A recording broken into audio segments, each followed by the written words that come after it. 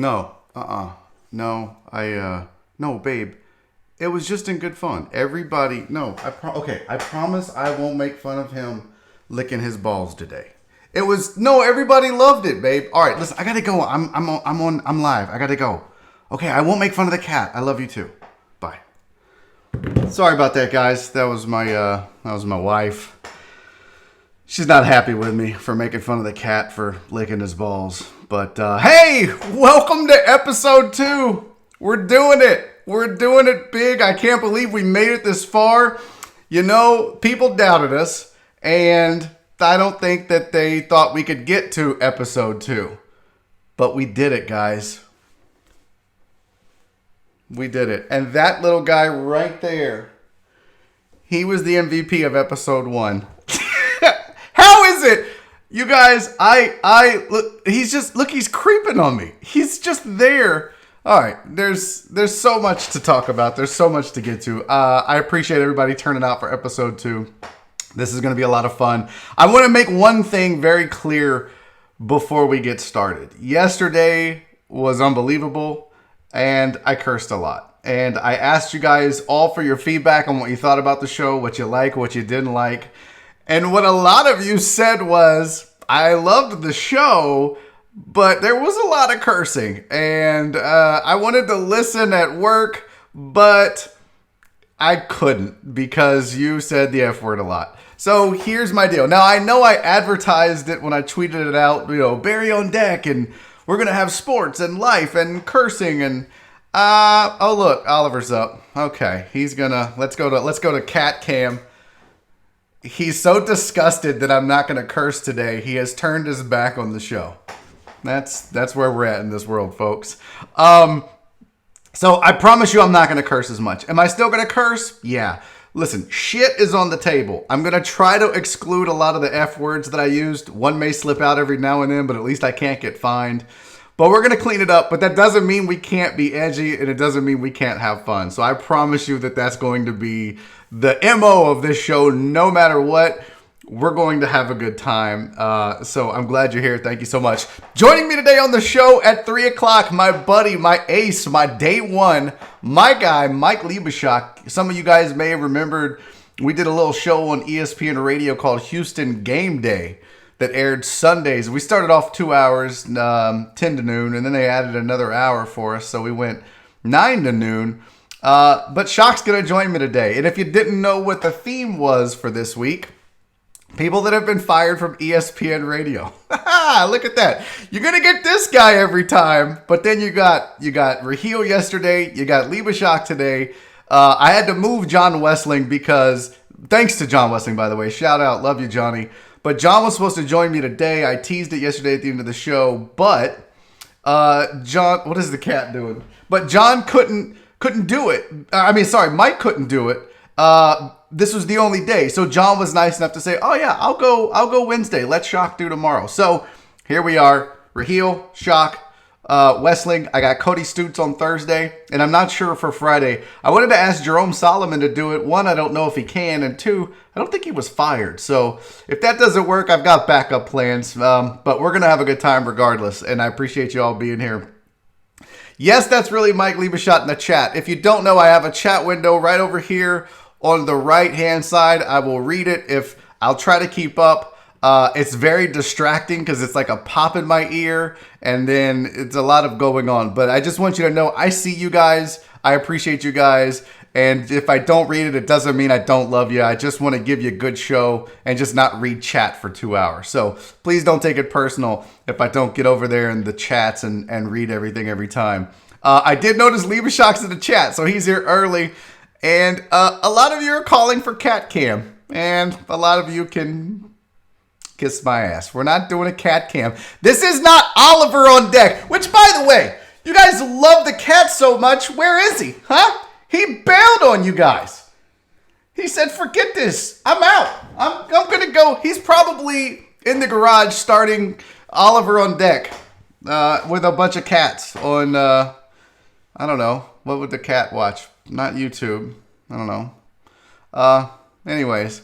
Hey, you're welcome, Keith. Thank you for letting me fill this time slot. Guys, couple of updates before we get to some other things. Number one, I have the shirt design done. So if you wanted a shirt that shows you are an original OG of a Barry on Deck, the shirts are done. I'm talking to a printer right now, but I'm going to do a pre-order for the shirts. I'm trying to decide on color. I've got white, light gray, and a medium gray. And I know a lot of people don't like white shirts, but with the logo design and everything and the colors, this is what we're going to deal with. So it's either going to be white, light gray, or medium gray. Follow me on Twitter. I'm going to put a poll up. Once I narrow it down to the top two colors, which will probably be light gray and medium gray, you guys are going to decide what color, and then I'm going to take pre-orders. Remember, I'm only doing 125, okay? So I decided that was a good number. I'm nervous that I won't even be able to sell 125 shirts. I don't think I could sell that many, but we're gonna try. Also, another update for you. The Patreon is coming along. I'm very close to having that completed. I'm 99% sure it's going to be $5 a month. You're going to get some extra stuff. I'm debating maybe I do an extra 30-minute show just for the Patreons or patrons, Patreon. Whoever I almost said my first F word of the day. Whoever's on Patreon might get a little extra 30-minute show or something like that. So we'll do that as well. That's it. That's the updates. I don't want to bore you guys with all that crap, but here we go. So I do want to give a shout out real quick to Troy and Cody at the SETX podcast. I tweeted it out earlier. They were nice enough to have me on their show. Go check it out. I tweeted a link to their YouTube video. Both of the guys, I don't want to spoil the podcast. We did have a lot of fun, and it was a lot of shenanigans. But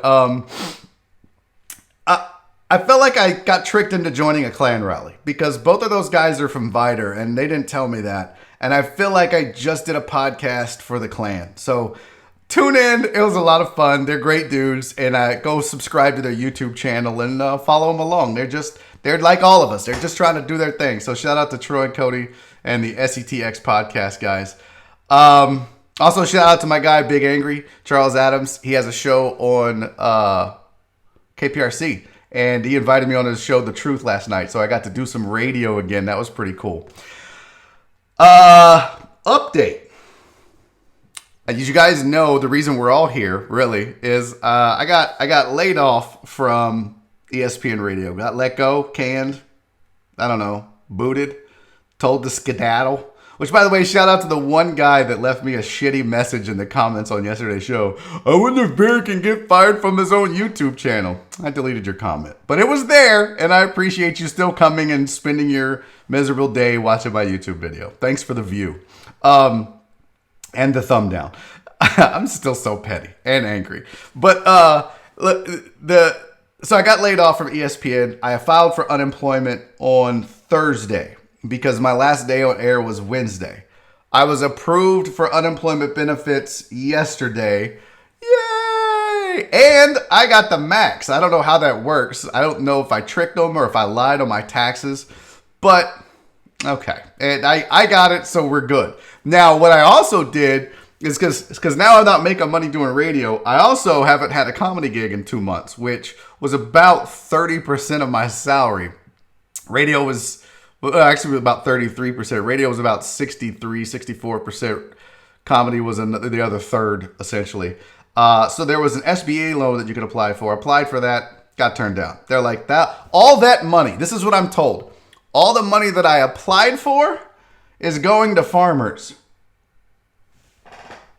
What?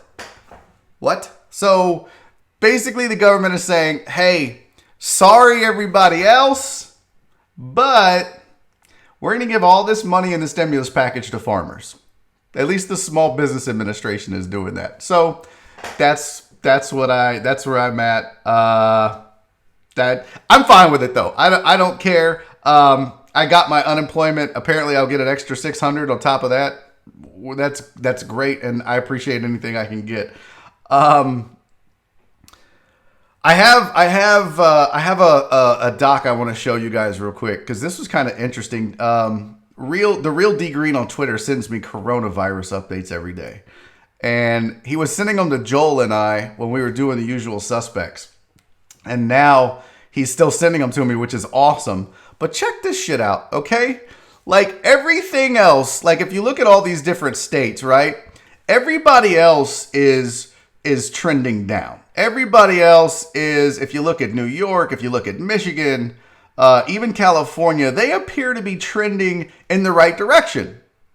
Not Texas. We are still we're still out there deciding that we don't need to do that. We don't need to quarantine, I guess. I don't know. Maybe I pointed that out to say, one, thank you for the stats. Two, maybe too soon. You guys, hey, curse alert. If you're at work, put in your headphones. 3, 2, 1. But you guys, wear your fucking mask, wear your gloves, so we can get the fuck out of our house, you dumb fucks. Okay, that was the only cursing. I promise.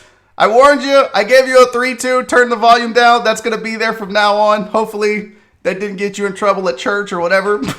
John Parker, hell yeah, Texas #1. We do it big, baby. If we're going to die, we're going to die like nobody else's business. All right. One other thing I wanted to, where did it go? I'll save that for later. A little sports, because I promised this was a sports show. So I don't want you guys to be like, talk some sports, man. I don't know if you saw this or not. And shout out to Brandon Gary on Twitter for this. He originally told me about it, and then I looked it up later. But hey, Texans, not like Texans like people that live here, but hey, Houston Texans, there's a guard out there that you can go get named Larry Warford. He wants $7 million a year, and he's worth it. So take your little salary cap money. I was looking at the cap earlier today. Texans have the 13th most cap space in the NFL at $17 million. If you're not going to give D-Hop weapons, at least give his ass a guard that can protect him. So go get Warford. He wants $7 million. That's probably going to go up a little bit, but pay that man his money. Now, I was looking at so Pro Football Talk had an article on it, and guess who they said that the two teams are that are already showing interest? One, Chicago Bears. Two, Houston Texans. So at least they're talking. Good job, Bill O'Brien. I'm really proud of you. You might actually make a good decision. It's so sweet. Oh, man. All right. There's that. What? By the way, can I discuss something real quick here? Because this has been bothering me. In my neighborhood, there are people. No, I'm not going to curse on this, Aaron. In my neighborhood, there's Spring Creek behind us. There's trails behind us for people to ride dirt bikes, four-wheelers. I guess people out there on gators. I have my street, which is really a cul-de-sac, has turned into a redneck freeway. Here's why I want Texas to open up again, is I am so tired of all the rednecks driving up and down my street, trying to go mudding, trying to get down to the creek and go get stuck in the mud. And I don't understand the fascination with driving things in the mud. I really don't. I don't begrudge you for it. But maybe go a different route, because I am tired of hearing rednecks on my street the entire time. It's annoying. I don't understand. White people love to drive shit. Can we be honest with that? Think about this. White people love to just drive shit. Whether it's not like shit. But white people love to drive cars, NASCAR. White people love to drive golf carts around a neighborhood, four-wheelers, dirt bikes. I don't know why white people, lawnmowers, thank you. White people love to drive lawnmowers. There's lawnmower racing. No black people do lawnmower racing. Maybe Hispanics. Don't be racist. Don't be racist and say that.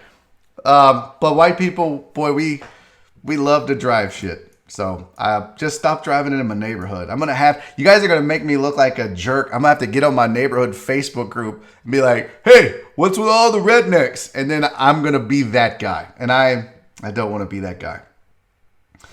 Uh, I don't know if you guys saw this as well, but a guy that I think we all liked and appreciated. I don't know if you guys liked and appreciated Carlos Hyde the way I did.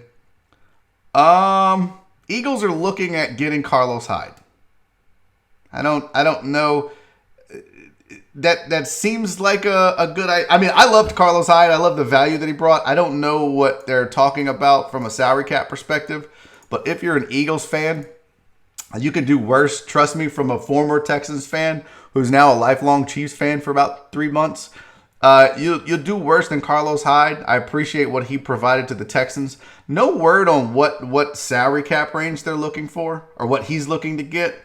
But I personally hope Carlos Hyde does get a gig somewhere because I felt like he had a bit of a resurgence in his career after getting to the Texans, winning the number 1 spot, and what he averaged 4.5. I mean, yeah, 4.5, 4, something like that. That's 4.5 yards a carry.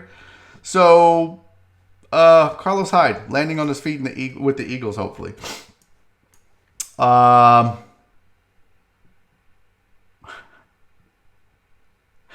Okay, now listen.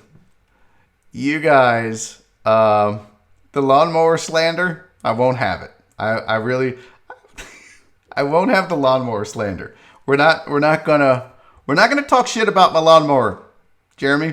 Okay, I don't appreciate that. So let's keep it civil over there in the chat. Oh, that's another thing. I can make people moderators in the chat. That way, maybe if some haters show up, then you guys can I don't know. You can regulate on that. I don't know how that works. Hey, did you hear this? Huh? I'm no good at segues and transitions. I'm no good at these, but I try. But your boy, not my boy, your boy, Tua, number 1 selling jersey on NFLshop.com. Now, if I would have asked you to guess who the number 1 selling jersey was for at least a week or two, who would you have guessed that jersey would be? If you say Tua, you are a damn lie. There's no way any of you in there would have guessed Tua. So my guess would have been Brady because of the change. Yep, Clarence with Mahomes. Yep, Brady. Dolphins fans are thirsty. Oh, shut up, Hugo. Ryan Tannehill. No, sorry, Titan Hugo. No one's clamoring for a Ryan Tannehill jersey. Just you. Well, my guess would have been Tom Brady because it makes sense. Everybody had his Patriots jersey that loved the Patriots or loved Brady to begin with. Then he goes to Tampa, New Jersey. They get new uniform. I almost said wardrobes, like a girl. Sorry, all the females that are here, but they got new uniforms. My guess, Tom Brady, because of those reasons. Second would have been Patrick Mahomes, just because, is he the biggest NFL star right now? I think it's safe to say that. I think it's safe to say that right now, he's the biggest star. I don't know that he would be considered the face of the NFL. That's still Brady. But I think Mahomes might be the biggest star just for what he's accomplished in his short career. And, he's young and he's dynamic and all those things. So my guess would have been Brady and then Mahomes, like you guys. Oh, guys, look, I'm sorry. John Wesley told me, Barry, you got to stop reading the chat in the middle of a thought. But y'all, my mom is here. Look at old mom in the chat. That's Jenny Williams. That's old mom. And if anyone talks shit to my mom, I don't know what I'll be able to do because I don't know how to work the chat from here. But I'll take it up with you later. So you guys don't talk shit to my mama, okay? We just had Mother's Day. We didn't get to see each other because of quarantine. Leave mom alone in the chat section. All right. But no, I was surprised because who do you guess number 2's jersey sales are on NFLshop.com? We know 2 is number 1 now. Dolphins rookie just signed this big deal, which, by the way, they paid a grip to that dude. When you consider what Deshaun Watson got and what Dak Prescott got for their rookie deals, Tua got a grip. Tua got paid. But who do you guess? Okay, I'll give you guys a second in the chat. Who do you guess number 2 is for jersey sales in the NFL? Go ahead. Take a stab at it. Deshaun Watson? Nope. Trubisky. Lamar Jackson is a good guess. Sorry, Clarence said that. Lamar Jackson. That's a good guess. Clarence, not Lamar. Tua! Tua's number 2. His home jersey and his road jersey are the number 1 and number 2 selling jerseys. What the shit is going on that this rookie, who wasn't even the number 1 pick, is that makes no sense to me. And then Brady is like 3 through 6. I don't even know Brady has four jerseys. I don't know how that works. He's got home and road. I guess his New England Patriots jersey is still for sale. I have no idea. But Tua has 1 and 2, and then Brady has 3, 4, 5, and 6. And I'll read you the rest of them here. Burrow is the second rookie. His black Bengals jersey is 8th.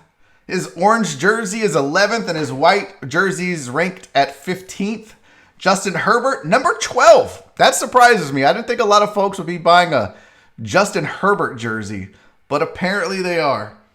Highest ranking Cowboy fan or jersey, CeeDee Lamb. And I don't know if there's any Cowboy fans in the chat, but your boy CeeDee Lamb, who I really liked the pick. I really did. I thought it was a great pick. CeeDee Lamb is the 14th highest rated jersey. And then you got Chase Young at 24, Jalen Hurts at 30, Jordan Love at 32. That's a surprising list. It doesn't surprise me that there's rookies on the list, because every year you see that where, you get these young cats that are drafted and people kind of learn their names and then they want to go out. They're excited to have a first round pick on their team. They go buy their jersey. But it does surprise me that Tua, not the number 1 pick, beat everybody. And let me see. Somebody said there's Gronk on there. Tyler, let me check. Brady has 3rd, 4th, 5th, and 6th selling jerseys since the draft, and his new teammate 7th. So, Tyler, to answer your question in the chat, sorry, I'm not good with switching the camera. There we go. Look how professional that looks. Transition time. Tyler, yeah, Gronk is 7th. So, who said Oliver? I want to use the F word. Kiss my ass. Oliver don't have a jersey, although that would be dope if we made a jersey for Oliver. Do we have Oliver's cat in the chat? Do we have Oliver in the chat? Shut your mouth. Did someone do... If you guys, Barry's cat Oliver, holy shit. Where'd it go? Where'd it go? Where'd it go? There it is. I don't even know what it says. I have to see this guy naked on a regular basis, and I get nothing but mom gets a shout out. Oh my God. I love you guys so much. You guys are hilarious. I need to figure out how to make these. I need to figure out how to make the chat messages where you can see them. Sorry, Clarence. No, Oliver's not on the shirt. I need to, oh, there we go. Here's the font. Oh, this is dope. Sorry, I have to do this on the fly, you guys. But, this will work. Because I don't think people that are tuning in can't necessarily see the chat. So we are fixing that right now. Let's see if that worked. Oh, that's not good. That's just... You guys are so funny. Definitely not Burrow. What is that supposed to mean, though, Billy? Do you not think Burrow's a superstar? I think Burrow's going to be a star in this league. I do. I don't know if he's going to be a superstar, but I think he's going to be good. If I had to pick a guy that I think Burrow would be... Matt Stafford. I think that might be what Joe Burrow ends up being. And you guys can, if you're Joe Burrow fans and you're upset with me, oh well. But I feel like Burrow might be a Matt Stafford. Good, maybe not great. He is playing in Cincinnati. Yeah, it does, Chris. I'm not Trubisky. He's not going to be Trubisky. I am excited that everybody looks like they're back from yesterday. That's a really cool feeling. And I certainly do appreciate that. But the jersey sale thing, I thought that was pretty cool. Also, I don't know if you saw this or if you give a shit about it, but apparently the NFL realizes that shit's going to be bad for a while. So they're actually thinking about, they've actually raised the debt ceiling or the debt limit for teams from $350 million to $500 million. So basically what that means is they're preparing for the worst. So if you're looking for a sign of things to come, it's bad. It's if you go from 350 to 500 million for a debt ceiling. What I saw in an article is they said they usually do this when they build a stadium because they got to prepare for the outlay of cash. Well, they're worried that the revenue they're going to lose in ticket sales, which was, according to an estimate, the NFL would lose about 138 million in revenue from tickets and game day, cokes and concessions and all that. Every week, 130, so 140 mil a week. You do the math. Multiply that by 16, 17 weeks, 16 games, but 17 weeks. That's a big dip. Full season without fans could lose the league $2.3 billion. So I think the NFL says we're going to try and have football, but we are actually preparing for the worst. So they've raised the debt ceiling for all the teams, and shit might get bad before it gets better, even for the NFL. And that's now remember they're talking about what was this first game? September 10th? Yeah, September 10th. Chiefs Texans. Go Chiefs! Ah! All right. But they're talking about starting on time, but they're still worried they're not going to have fans. So if you're just looking for another indication of what it's going to be like in society for a while, the NFL is expecting you guys to be there watching games. So at least I don't give a shit though. I'll be honest with you. I didn't go to games when I had a press pass. I don't buy tickets to go to games now. I like watching at home because I like cheap beer and better food. And I would be fine with a half full stadium. Now, if it means the league collapses, well, I'm not good with that. But just bring the games back. That's all I give a shit about at this point. Bring the games back. Let me watch some football. We're good to go. So, are you guys still talking shit about my cat in the chat room? I can't keep up. There's a lot of chat messages. I didn't realize how distracting that was going to be. Golfer Jay in the chat said, I go to college games, not pros. That's another interesting thing because I don't know, at least with the NFL, you have a certain amount of revenue that is split and that everybody can kind of afford to utilize from a per team basis based off of TV revenue, right? So you'll have certain things that will benefit it. There may not be entire conferences that play football in college. I saw something not too long ago where the SEC said, hey, tough shit. If no one else can play, we might just have a season within the SEC. Two reasons that should scare you is one, you're talking about the SEC kind of going rogue, which I don't think really surprises many people if you follow or keep up with the SEC. That seems like some shit that they would do, right? Like they're the kind of league who's like, yeah, we don't need the rest of you. But it should also scare you that your favorite team that maybe not in the SEC, maybe if you're a U of H Cougar fan, you're a Rice Owls football fan. Ooh, I hope not. But there may be entire conferences that go away, at least for the near future. So you may get SEC football in a vacuum. You might get Pac-12 football in a vacuum.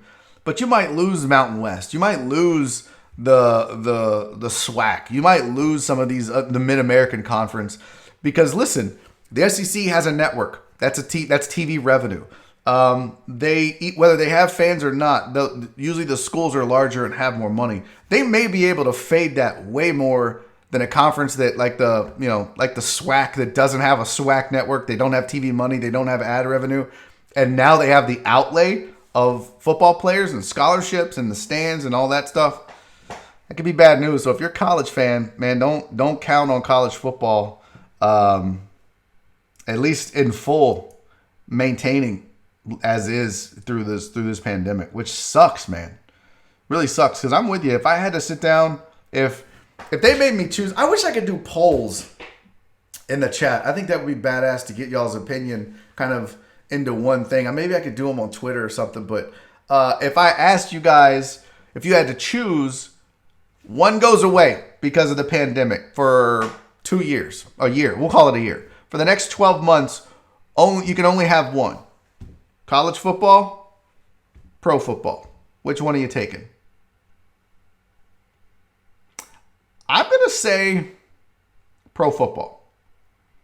And the reason I would pick pro football is I feel like the level of play is better overall. If I only got to watch college football. If I only got to watch college football and I had to watch Bama play Vanderbilt, I don't really want to watch that. If that's the only choices I have, I'm going to watch it. But I don't feel like the competition is as good. I would much rather, even though it's a shitty matchup, I would much rather watch Cleveland and Cincinnati play. Because think of that. You've got Baker Mayfield. You've got Joe Burrow. You've got some storylines there. Plus they're pro, across the board professional players. So if I had to choose, I'm going to go pro football. Let me scroll through the chat and see what you guys are saying real quick here. NBA. That wasn't a choice, White Magic. You don't get to pick NBA. All right, so Keith says pro, college. No one wants to see you do polls, Barry. All right, Clarence. That wasn't very nice. Pro, college, NFL can go. Okay, so it's very college heavy early. Pro, college, pro, keep college. Boy, I think a lot of you guys like college football more. NFL, pro. Yep, it definitely looks like, I just on my untrained eye, I'd say college football won that. That kind of surprises me, actually. I would have figured you guys would have wanted the more competition, but maybe I'm different. Don't get me because I love the Aggies, but think about that. There's maybe, if you think of it in terms of a draft, there's what? Maybe 125 really good college football players that would be drafted in the first 4 rounds if we're just using round numbers. 30, I'm just doing what? 30 times 4 is 120.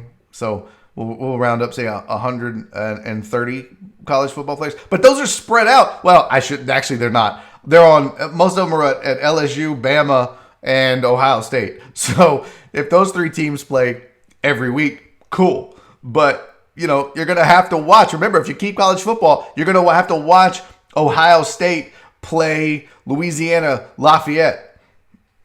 Nope. I'll pass on that. But I can watch Lamar Jackson play Pat Mahomes. I can watch Patrick Mahomes and Deshaun Watson play in week 1 of the NFL. Oh, hell yes. Give me that every time. Oh, yeah, Clemson. That's my bad. I forgot Clemson.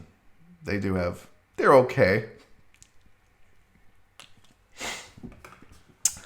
What is he talking about? No, it's just the crooked. The picture is not. It's fine. Trust me. My wife. None of this shit is crooked. My wife has OCD, and so do I. We have. It's just the way that the camera is. If I move my laptop's off center a little bit. So, okay. I have a video for you guys. Yesterday, I did a video with the lady from Miami, the cursing lady from Miami. I have 2 videos for you today, actually.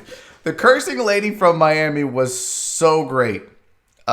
She got angry, and I'm going to play you 2 of my favorite sound bites from there, but I will warn you, if you're at work, turn your volume down until you see the me wave to you, because it's about to get nasty for just a second. But if you missed the cursing Miami lady in regards to the quarantine yesterday, first of all, she got pissed off at people because they were making videos during the quarantine for the TikTok, and she said this. Let me do it for a fucking video, for a fucking meme, for a fucking goddamn TikTok. Love that. That's great. Now, she also said this about wearing masks, and we loved it. Get your headphones. Yeah, it's going to get dirty again. Wear your fucking mask, wear your gloves, so we can get the fuck out of our house, you dumb fucks. Now, these aren't dirty. But I'm not deleting those sound bites. I might clean them up for later, but I'm not gonna delete them because they were too fun for the first show. But I got 2 videos for you. We can go sports. We can go non-sports. You guys know me. I want to go non-sports, and we'll do that one first. And I'm trying to find who sent me this. Oh, my dude, Cowboy Trav. Which I don't know if he's over here. If he's in there's Cowboy Fam, not the same. I warned you. I said it's gonna curse. I said that. I warned you guys. And I said 97% of the curse words are gone. I haven't said the F word once yet. I just want to point that out. That was the angry lady from Miami that said those curse words, not me. Now, Cowboy Trav, I don't know if he's here, but I appreciate it because he sent me this video of a new show on, good, non-sports, everybody wants it, a new show on True TV. And yeah, I'm not even going to tell you what it's about. I'm not going to tell you the premise behind it. I just want you to, it's safe to come back now. I should wave at everybody that was maybe not listening. Turn up your headphones. Now, she does say the word shit in this, but we're grown folks here. But just listen to this new show. And this is true now. But listen to this new show that's going to be on True TV. Turdyworks is a business that we make things out of turds. I find shit, I make shit, and people buy it. I got some new turd products. Come on in and check them out. They're wicked interesting. We call that the shitty end of the stick. Instead of a popsicle, that's a poopsicle that tastes like crap. Well, now we got dingleberries with hairy balls. We call that a lying sack of shit. This, instead of a school bus, that's a stool bus. The best sellers are the poo-poo clocks.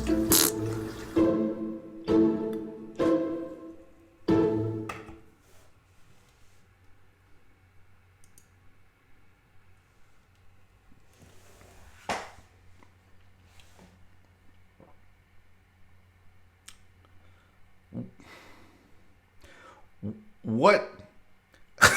Okay, Jeremy. That was my first thought, Jeremy. Of course she's white. Of course white people are making clocks out of shit. Moose shit. What? Okay. So much to unwrap here. So much to break down. First of all, when Cowboy Trav sent me this video, I was like, that's fake. He tweeted it to me. He goes, like, Barry, look at this. I was like, nope, sorry, bud. You just fell for a spoof video. He was like, I don't think that's a spoof. I was like, bro, that's definitely a spoof. No one is out here selling moose shit. It's just not a thing. So he researches it because Cowboy Trav is believing it.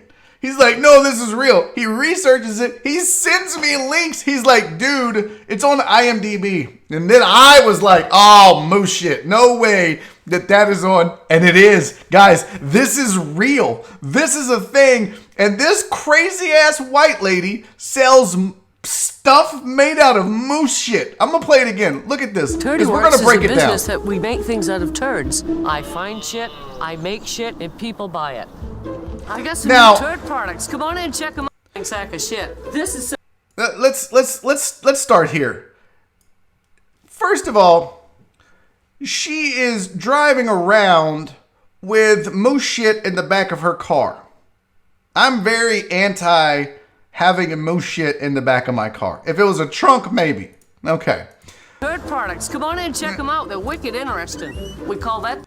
Now, next thing I want to know is she's actually selling these. And oh, did I mention? Oh yeah, no, there's a legit website for Turdyworks. If you're curious, it's mooseturds.com. So yeah, you go to mooseturds.com and buy a moose shit clock, and she's gonna ship it to you, huh? This moose ship. She's gonna ship you a clock made of moose crap. This is a real thing, guys. Let's. Shitty end of the stick. Instead of a popsicle, that's a poopsicle that tastes like crap. So she has poop on a stick that she calls the shitty end of a stick. She's got a poop sickle. She's got a turd bus. basically what this lady, this genius of a woman has done is she has taken poop from a moose and combined it with a bunch of shit puns. The shitty end of a stick, poopsicle. Well, now we got dingleberries with hairy balls. We call that a lying sack of shit. Okay, now see, this is egregious. We call that a lying sack of shit. I'm really surprised she didn't get like a fake lion and put a sack of shit on it and be like, that's a lion. Like this lady, I don't know if what she loves more, moose shit or puns. I'm not really sure. But here's what it says. Here's what it says on their website, okay? If you go to mooseturds.com, it talks about Turdy Works, and then you can buy stuff. So let's just gander into the shop and see what stuff made out of moose crap goes for. Oh, here you go. Poo-poo clock. You want a poo-poo clock? It's only $50. Who is spending $50 for a clock made out of moose poop? Some white person is buying that. There's a poo-poo platter, which is just a box with a bunch of moose turds in it for $35. That's a little much just to stare at poop. There's the dingleberries. Those are $15. Moose turd earrings. Oh, I guess what? I know what I'm getting Nora for her birthday. I'm going to see if I can add this in because I want you guys to see just how awful these moose turd earrings are. Let me see if I can add this here. Look at this. Look at this. Look at that. They're selling that on a website that is very low margins. They're selling these on a website. Those poop earrings. Poop earrings. I don't know what the fuck I'm doing. Sorry. I just said my first F word. My apologies. $17. And they have styles you can select. Oh, plain old turd style.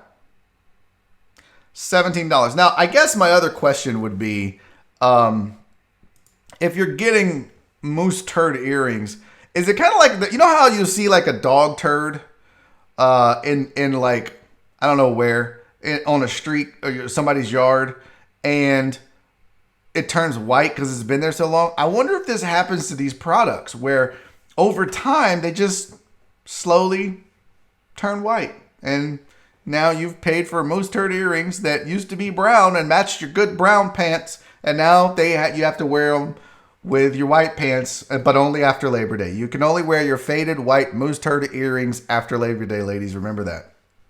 Okay, so that is moose turds, and that is Tidy Works, and that is white people selling stuff made out of crap. All right, the other sports video I have for you.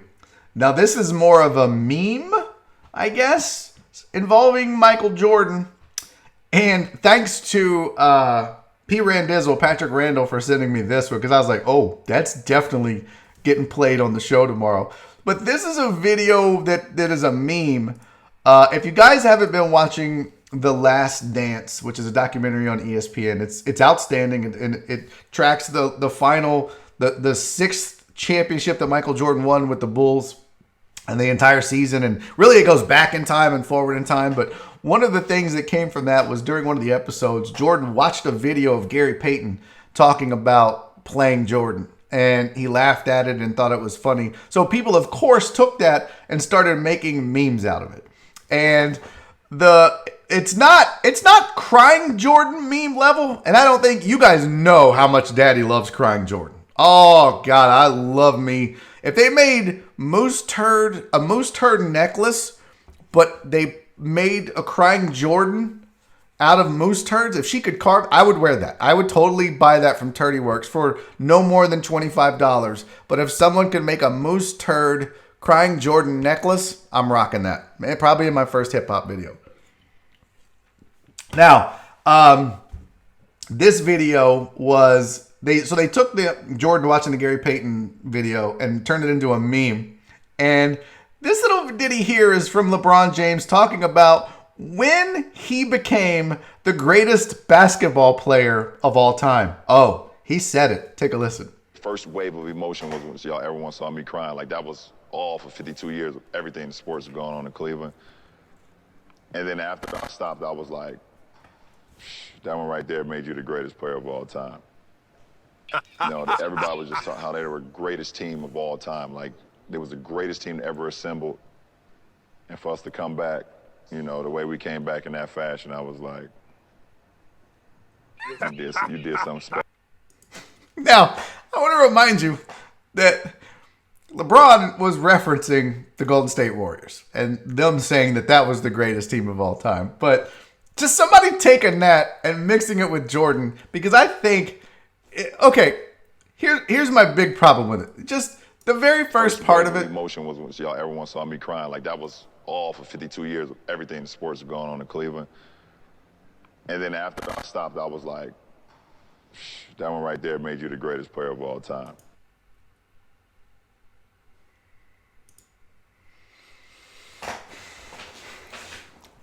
Okay, here's the thing. You can debate that LeBron might be the greatest player of all time, and I'm willing to listen to you. You can tell me that he wasn't the greatest player of all time. You can tell me that it was Michael Jordan. You can tell me that it was Kobe. But they can't tell me that. If you're LeBron James, you can't go out and be like, oh, well, once I cried and beat the Warriors, that's when I knew I was the greatest of all time. Bro, you don't get to claim that.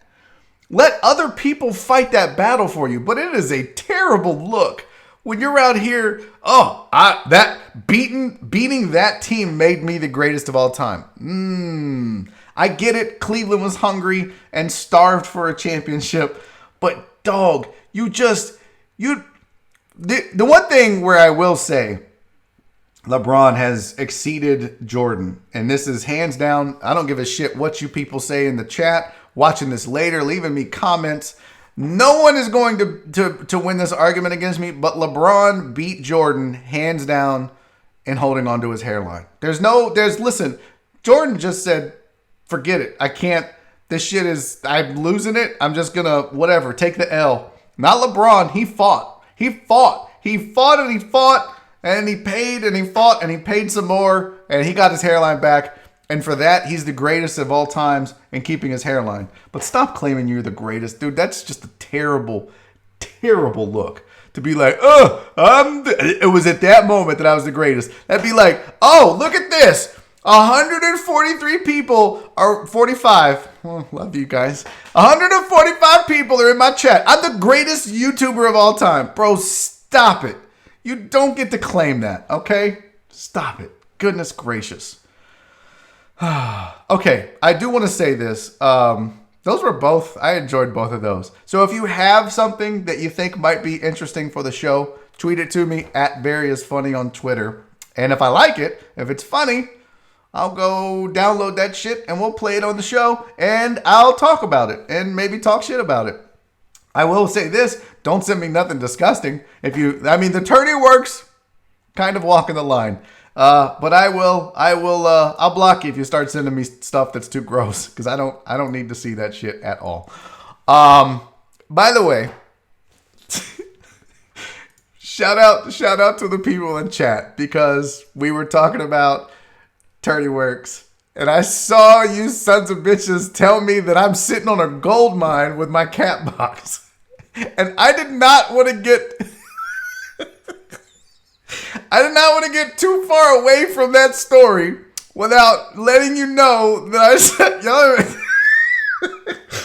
I'm going to start making cat shit necklaces. I'm going to just go in there and I'm going to get every day. I'm just going to poop scoop. And yeah, I am sitting on a gold mine, bitches. Daddy's back. I don't need you to go join my Patreon. Oh, hey, that's it. I was like, what all can I add to my Patreon? It's going to be $5 a month. What can I add to it to make it worth it for you guys? Guess what? Everyone that joins Patreon, cat shit necklace. You get it. Cat shit necklace. It's, god damn, I need to go on a diet. Those titties are huge. Everyone's getting a cat shit necklace that joins the Patreon. So you're all welcome. So that's going to be fun. All right. Guys, I'm super excited. We've got, 4 minutes left before the first break. And I do want to say something about the Cat King. Thank you, Sergio. I do want to say something about the broadcast and the show. And we're obviously into halfway through episode 2. But I had somebody say, hey, maybe take a break every 30 minutes so we get used to commercials. So if you start running them. I don't know how I'm going to do the reads and the commercials yet. And you guys know I've been an open book with you about this show, and I plan to continue to do that. But I have capped the reads at 4 an hour because I've had 5 people after yesterday's show, 5 different people or businesses or whatever reached out to me and said they were interested in sponsoring the show and me doing some reads. And I think I already have a contract in the works. Shout out to my guy, Chris. He knows who he is. But I think I have contract in the works for one company already that's going to sponsor the show. But I'm going to max it out at 8 reads or 4 reads an hour. So it would be 8 reads for, and then I still will have a break. And there will still be other opportunities for sponsorships. But I don't want to do more than 1 read every 15 minutes. And it would just be 60 seconds at the most. There's 30-second reads. But just I'm going to try to make this to where it's really about the content. And listen, if the Patreon blows up and that's the... Y'all hear the rednecks? Some bitches are driving up and down the street. Go back to the beginning of the show. But listen, if I can get the Patreon built up enough and that provides enough for me to do this show, then maybe I won't have as many reads in segments. We'll just do like a title sponsor and maybe 1 or 2 here or there when I go to a break. So, but for now, it's just me. 1 break at the end of the first hour. So at 2:55. I'm going to take a 5-minute break. That gives me a chance to go pee. That gives you a chance to go pee or poop. Make a necklace out of it. Whatever you want to do, white people. And then it gives me a chance to get my guest that's going to join me on Skype. So you guys don't have to see how that goes down technically and looks all awkward and shit because I don't have a producer. So that 5-minute break lets me do all that. And then we'll start back with hour number 3. So I'm so glad you're doing what you're doing, Barry. Thank you, dude. Thank you, Brian. I appreciate you guys. And no one's joining the Patreon now. Okay. It's just, there won't be cat shit. There won't be cat shit necklaces. I promise you that. All right. Coming up at 3 o'clock, my guest joining me is Mike Lebischak. If you don't know who Mike Lebischak is, you didn't listen to Houston Gameday. And that's cool. I get it. But this is the guy I started with in radio. And I'm so excited that I was able to get him in today. Tomorrow will be John Wessling. But Mike Lebischak coming up in about 5 minutes to join me. And if you did listen to Game Day, you know that Mike and I talk a lot about food. So here's what I did. I saved some baseball talk because we both love baseball. And I saved Texans schedule talk. Mike and I are going to break down the schedule game by game and let you guys know what we think the Texans will do this year based on that schedule. So yes, the roast beef gobbler. That's... Can we talk about that name there, bro? Can we talk? Where did that go? The roast beef gobbler.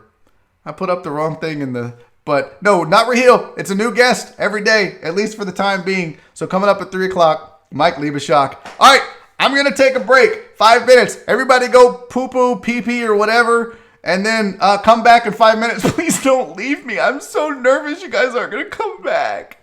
All right. 5-minute break. Oh, by the way, I also listened. All your feedback.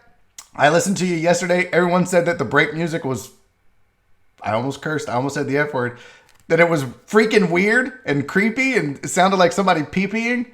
New break music today. Now I don't have copyrighted music because I can't use it because I'll get dinged on it. But I spent like an hour yesterday going through YouTube's music catalog to get you guys better music. So here you go. We're going on break 5 minutes, and here's some better music, so don't at me, hoes. I'll be back in 5 minutes.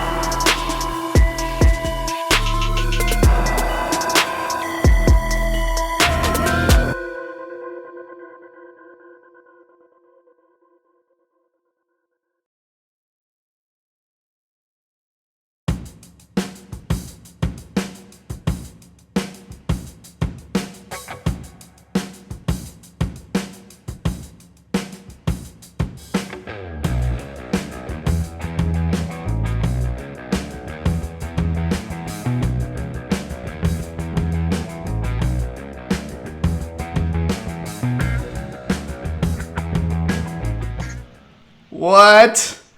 We did it. We did it again. And joining me now, well, first of all, welcome back, Barry on Deck, 3 o'clock hour. I'm so bad at leading a show. This is why my next guest carried my ass for 3 years on the radio.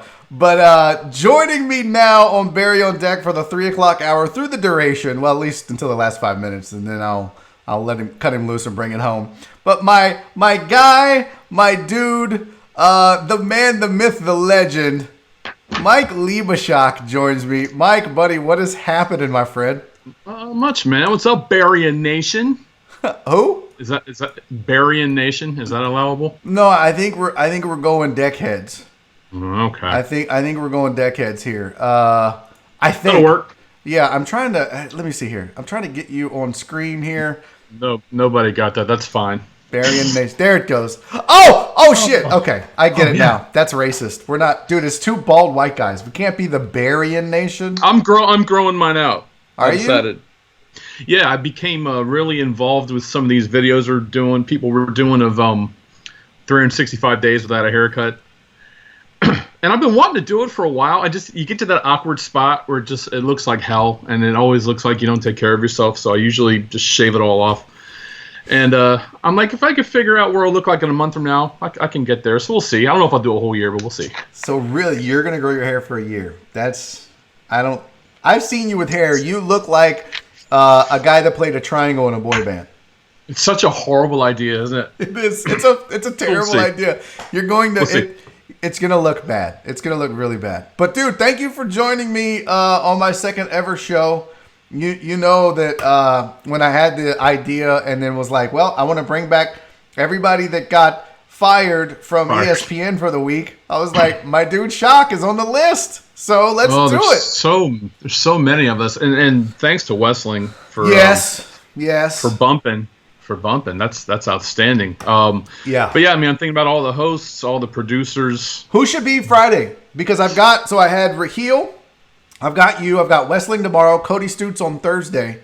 I couldn't really think of who, in this current environment. Now, I thought about Jerome maybe, but I don't think he was fired, so that really wouldn't count. But Philpott. That would David Philpott. For a fucking hour. That would be pretty dope. Westling had offered to send me, what's his name's info? Anson Ainsworth. But I really didn't know Anson. Yeah, see Westling in the chat is even saying it. Anson Ainsworth. And by the way, Johnny, thank you for being here. But damn it, the chat moves too fast. I can't add him.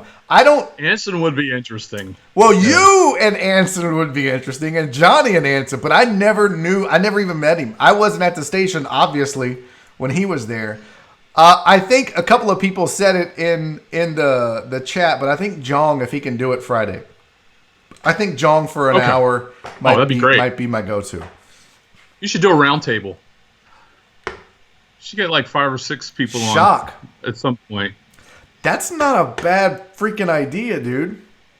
How would you broadcast through Zoom? Well, how would you do that? Because this new. So I'm actually going in the hole for this show already. I'm spending money on some software. Yeah. I did that whole tutorial on OBS and Mob Crush, and then it kept dying and crashing on me. And I was like, man, I can't try to have an actual show and have that shit happen. So I'm paying for some software that has a lot of features. I mean, I have us side by side, picture to picture. I got chat. I got adding videos. You watched yesterday and today, so there's a lot of cool stuff I can do with it.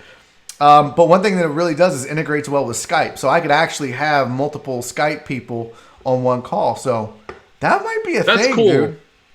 Because I've watched some of those videos that the actor Josh Gad has done on YouTube. He brought the Goonies cast back together a couple months ago. I think he did Back to the Future this week, and I guess when no one else has anything to do, it's kind of cool. You can do that. So I think you could find a half dozen people to jump on something like this. Now let me ask you something. Is this something I'm very interested in? Are you taking over? I hope so.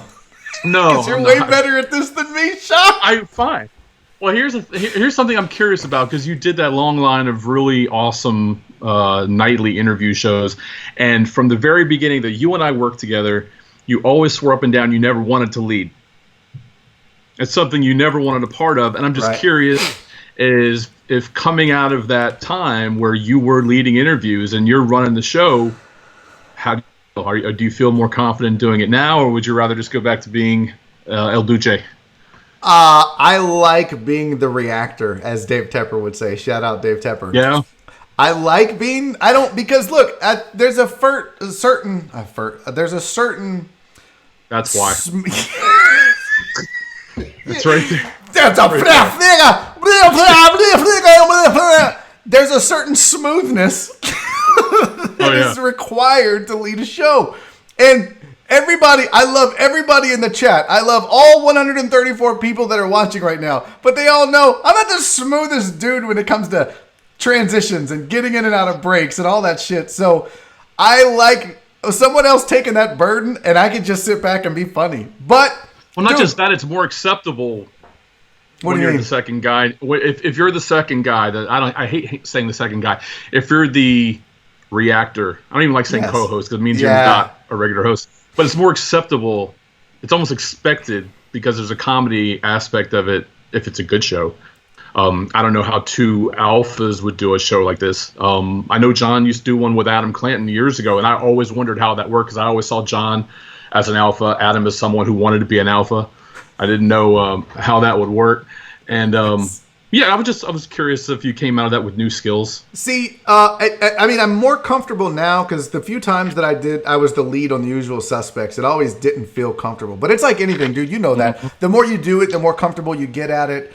Now I've got to remember shit. I've got to, by the way, Westling chimed in and said it worked poorly with him and Adam, by the way. No surprise. Two alphas. We know, John. We listened. But the dynamic is different. You know, it's remembering, oh shit, it's 3:55. It's going to be real interesting once I get sponsors. I'll tell you that much. Trying to get into a read and get out of a read. And if I have a break every 30 minutes as opposed to once in a show. So that's right now, though, I feel like I worked my whole life for 3 weeks preparing for this moment. In other words, when I started doing the live chats, I told Nora, it's weird how all this happened. It almost felt like destiny. I don't want to get all sappy and sound like a crybaby. But, dude, I got, the quarantine happens. I got bored. I decided I'll do a nightly live chat and just hang out and shoot the shit with people. Nothing formal. Just have some fun. So I bought a mic, which, everyone makes fun of. That's why I hit it. I bought lights. I bought all this stuff to do these live chats. I taught myself the software. I did all that stuff. And then fast forward 3-4 weeks and I get laid off and have nothing to do. So I'm like, oh, well, why don't I just do a show with all this stuff?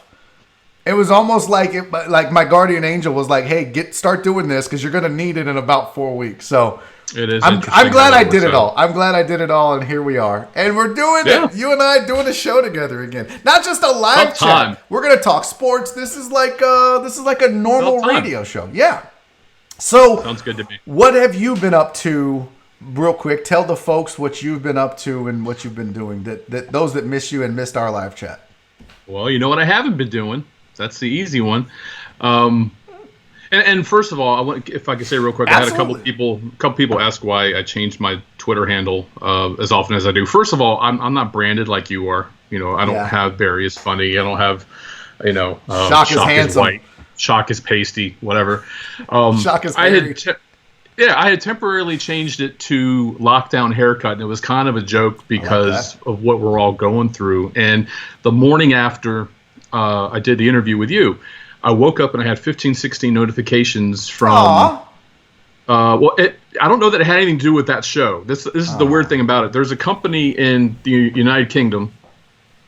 It's a service that was going out to people's homes and doing haircuts, doing manicures, whatever. They'll do it in the driveway, social distance, whatever. And I noticed that their handle was like Lockdown Haircut _1, and I just buzzed them and said, hey, do you want this handle? Because I'm not married to it. This is just a joke. And they thought I was trying to shake them down. They thought this is like, well, you can have it, for 5,000 pounds or whatever they thought. I said, look, no, I'm not married to it. You guys can have it. You're doing something really great for your community. I think in North London, England. And I said, I just don't want to let it go and then someone else snatch it before you have a chance. So over the course of an hour, we synced it up. They couldn't figure out how to change their handle, which was hilarious. So from... Who's their IT guy? Yeah, I don't know. Some guy named Nigel, probably, but from 4,000 miles away, Bad team. I'm walking them through how to take your handle. Yeah, I asked, and I said, shit do you guys have an IT guy? Because I don't know what I'm doing, but I know more than you do. So obviously, let's talk. So, but other than that, I work in retail, and I don't want to say I'm out there on the front lines because I don't want to mistake myself for being a doctor or nurse, but I'm out there amongst the unwashed every day. And yeah, you do take a deep breath at the end of every day and the beginning of every day. But the company I work. I was gonna say, does it make you nervous? Like, do you come home and shower right away? I mean, because you have kids, you have a wife, that has to be a little nerve wracking. But you got to make money. You got mouths to feed. You got bills to pay. That has to be nerve-wracking. Just like, and I don't know. I know you're a huge germaphobe. I don't know what Nora is like, but she's an RN, Same. so I assume that. Oh no, she's very much. So when my wife hears about a new flu on the other side of the planet, she starts battening down the hatches that we need to be worried about it here. And so yeah, it's I come straight from the house, up the stairs, take a shower. I barely am allowed to say hello to anybody. Yeah, doesn't matter what's going on, and it's because, all four of my kids have had respiratory issues, asthma, stuff like that. And, the nature of COVID, that's where it gets you. So, you do take a deep breath, but as you just said, at the same time, you got mouths to feed, so you do what you can. What have you, I know the answer to this, but tell the people, because I know you're in retail and you got mouths to feed and all that, but you've been writing, you've been doing some things. That's, a lot of people don't know that about you, but that's something you really love and want to do, right?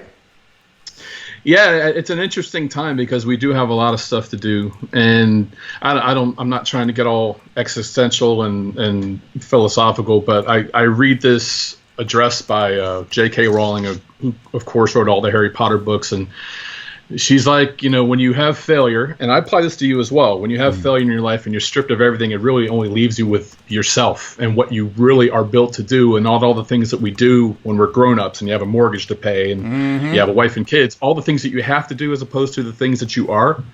So I think it's an incredible opportunity for guys like me and you who have something eating at us that we really want to do, but a lot of other things have really gotten in the way for a long time.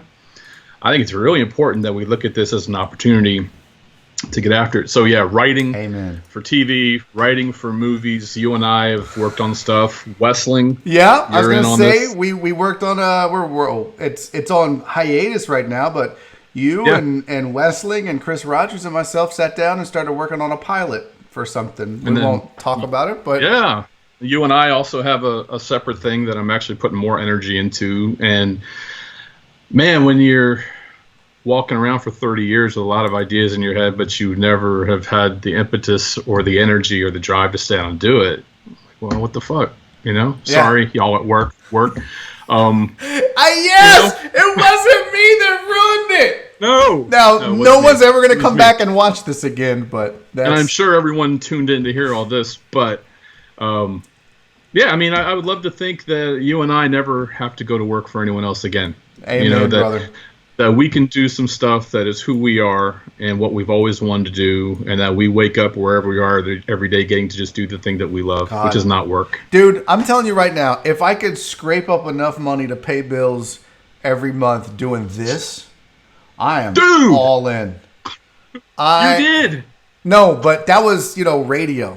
I'm talking about my own thing. I'm talking about if Barry on Deck, if enough people loved it enough to, join the Patreon that I'm going to fire up this week, or if I have enough sponsors that want to, but if I could pay my part of the bills and do this, this is it. I love this. That and comedy, I'm done. I mean, I still want to write and all that, but you're right, dude. And that's why I encourage people. I want to just give a shout out real quick to Patrick Randall, who was listening and watching. Big fan of the show, big fan of you and me, big fan of ESPN Radio, but he watched the live chats and he got inspired by a couple of people that I had on that were entrepreneurs and business folks, went out and started his own business. That's what this shit is all about. Anybody out there listening, anybody out there watching, now's your moment. And I didn't even realize that when I got laid off, but if you're at home and you've got time, right now. Go do it. Now's your moment, man. Not if you've got time. Odds are you've got time. Yeah. And I think it's hilarious whenever you see a video or read a story about someone who's done something, accomplished something, and you start seeing it in the chat, oh, it's so inspirational. I'm so inspired. But yet you haven't done anything. You haven't been inspired. You've been entertained. You've had your time occupied. Inspired and being inspirational, being inspired is when it's compelled you to do something. Right. And what Patrick is talking about, he and I talked about 3 years ago. So I know he's had that. Really? Patrick Randall has had, I think if it's the same thing I think it is, it's an idea that he's had since I worked at Gout. I do remember he had told me something a while back about, hey, I've got this idea and I might want you to do reads for it. And I think this was after you and I split. But I think he had been mulling over that, like you said. So, damn. Yeah. Well, that was over 3 years ago, Shock. So, he was just that's what we're talking about. Yeah. We could just do a show on good stuff happening to people. Right? That would be good. That's like... One more question, if I may, Barry. Oh, dude! Like, come on, Barry, this is the beautiful thing is I don't have to worry about AJ coming in the studio, open the door, and going, "Hey, you guys talk sports a little bit." Nah, bro. I get to do whatever the hell I want. He did that, of all people. Joel and I got in trouble for I think it was the day after Super Bowl, which understandably, but we didn't talk about the Super Bowl the first segment. Talk about a shitty one. Just kidding. I love you, Joel. But me and I got in so much trouble for not talking Super Bowl. But we were like, bro, we had others. We talked commercials. We talked the halftime show. But we didn't talk about the game. He was livid. I was like, settle down, bro. You're going to fire me in a couple months. No. How much more do you enjoy, and this is not shade at Gal Media. This isn't shade at Entercom or anyone else. How much more enjoyable is it to do it the way you're doing it now? Dude. Versus sitting there having to, you have a 9-minute segment. People don't realize when you're sitting in the chair, and I think at Gal, someone took the time to write it and hang it from the monitor when the breaks were. Yeah. Oh, wow, obviously. And you're sitting there staring at it, and it's like, oh, man, we really only have 8 minutes, 9 minutes. And it always seemed, especially with you and I, that as soon as we got into a really good roll with a conversation, or we had callers calling in, or we had some really good feedback on social media, oh, hell, it's time to go to break. Yeah. Kills the momentum. And for me, what I love about this is that I can do, literally, there are no rules for me. Now, there are things that I want to do to make it feel professional. There are things I want to do that I want it to have a certain look and feel. But if you and I want to go past 4... I don't have to stop. I want to make this a show 2 to 4. But if I wanted to do an extra 20 minutes with you, or if I wanted to, I switch it's just, there's no rules, dude. And I love that so much. I can say shit. I can, my guest can slip up and say the F word. But it's great. It's great, dude. I mean, I talked about sports and I gave opinions and we did it, but I mixed in other stuff and I loved it, dude. I'm telling you, man, Raheel said it best. It's the way of the future, I think. I think it is. The problem is it's going to be so inundated and flooded with a lot of shitty content. True. That you don't want to get yourself muddled in there. And I can tell you, as someone who, I always wanted to be a DJ from the time I was 8 or 9. And it wasn't until I was sitting there and I'm realizing how shitty everything else around it is and the people you have to deal with, salespeople, sales managers, program directors, all of the things that have nothing to do with what it is that you and I do, who have so much stroke over it is that you're doing, it sucks. It's the unfortunate part of the business because you've got people telling you what to do, what not to do, that shouldn't necessarily have a say in the creative side of things. Then you understand it's a business. And I will say this, listen, everything that I have right now in regards to this show and a career and everything else was because of radio. And that's the one, and because of ESPN radio. And I'm thankful for every single last second that I spent on air and at that station. And I loved everybody there. And if they called tomorrow, I'd go back because I don't have any money. I would because I don't have any money. Yeah. So if money wasn't an object, though, you would do what you're doing now. Oh, shock. Why would Yeah, you you ask would. me Yeah, that? you would. Because I know you. Because I always know that this was a means to an end. Your comedy thing is your first love outside of your lovely wife, who I finally got to meet. Yeah, she's a real person. She really is. This was always a means to further your comedy career. I've always believed that. As hard as... You know, when I started, I would say that was true. I loved radio, but I really started to love it. And I think you know that too. The last year. Oh, yeah. Because it was rough for, transitioning away from doing game day and into doing the suspects and working with Joel and Nick and figuring all that out. And it was a very tumultuous time in my life. Google that word, huh? But I grew to love going to work every day, and I grew to love Nick and Joel and the show and everything else. And I can honestly say that if somebody were to make me pick between comedy and radio, it would have been very difficult.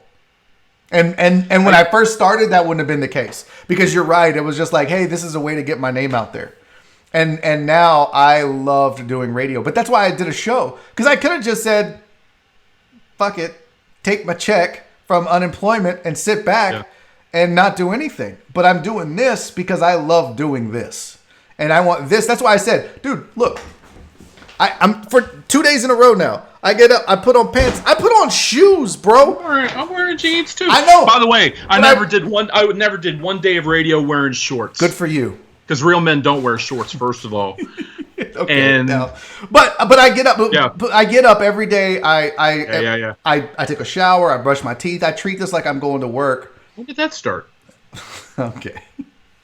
Come on, man. I treat it like I'm going to work. I'm taking it serious, and I want to do this. So I counter that this is the closest that you can get right now to getting in front of a live crowd and doing comedy. It is. And the feedback that you're getting from this chat right now is as closest as you'll get to you're back on stage again. That's true. Do you want to talk football? I do want to talk football. I want to talk some sports because I want to get your thoughts on this. Because you and I used to do this. Joel and I did this. It's a thing. It's what you do when you talk sports. But the Texans schedule got released last week. I wasn't on the air when it happened, so I didn't get to talk about it. So I thought I would save it, and you and I can break it down. So you've gone already? Yes. Oh, wow. Okay. Yes. This has not been around as long as I thought it had been. No, I think it dropped on the 7th or the 8th, maybe? Yeah. The whole schedule? Because people were tweeting me as I was laid off talking about it. Now, the opening game, and we'll just go through all 16, and then we'll do yours, what you think they're going to do versus what I think they're going to do. Sure. KC week 1. Woo! Little strut. Is that a Thursday nighter? Is that like the yeah, really? Yeah, that is the opening game for the NFL season. Good Lord. No, Mahomes versus Watson for all the marbles. Well, all the might as well get it out of the way early, right? I mean, what you don't want is to build up a false sense of security. Say you steal a couple wins early. Ooh, boom, week 4, Chiefs. And you get the fan base ready. You bust out the letter jackets. I mean, you do whatever it is you want to do to get yourself ready for this. You never let them forget the letter jackets, bro. No. How can you? You know what's funny is where I work, I talk to a lot of sports fans, and there was a guy and I that were going over this at the counter the other day. We were time waiting on a background check to come back. And we just very quickly rummaged through it. And he laughed just as hard as I did. Like, he's thinking a SWAC kind of score, 72-7, Jamel Holloway era Oklahoma Sooner type of ass kicking. I don't think it'll be that bad. I don't think it'll be. You think it's a blowout?